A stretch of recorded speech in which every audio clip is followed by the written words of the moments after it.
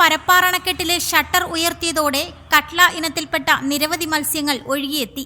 മഴയെയും വൃഷ്ടിപ്രദേശങ്ങളിലെ വെള്ളമൊഴുക്കിനെയും തുടർന്ന് ശനിയാഴ്ച രാവിലെ 11 മണിയോടെ പരപ്പാർ ഡാമിന്റെ ഷട്ടറുകൾ തുറന്നപ്പോഴാണ് വെള്ളത്തോടൊപ്പം ചെറുതും വലുതുമായ നിരവധി മത്സ്യങ്ങൾ ഒഴുകിയെത്തിയത്. 10 കിലോ മുതൽ 20 കിലോ വരെയുള്ള മീനുകൾ അണക്കെട്ടിലൂടെ ഒഴുകിയെത്തിയിരുന്നു.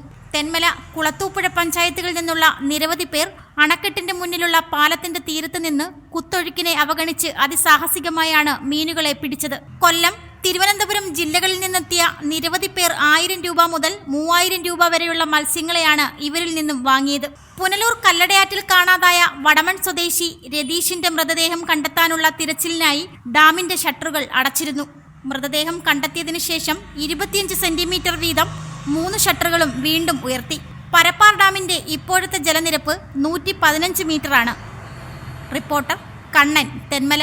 ആഘോഷിക്കൂ ഈ ക്രിസ്മസ് ന്യൂ ഇയർ അല്ലമീനോടൊപ്പം. 4 ഗ്രാമിന് മുകളിലുള്ള എല്ലാ പർച്ചേസിനും ഉറപ്പായ സമ്മാനം. ഡിസംബർ 1 മുതൽ ജനുവരി 25 വരെ പർച്ചേസ് ചെയ്യുന്നവരിൽ നിന്നും നറുക്കെടുപ്പിലൂടെ തിരഞ്ഞെടുക്കുന്ന ഭാഗ്യശാലികൾക്ക് സമ്മാനങ്ങൾ.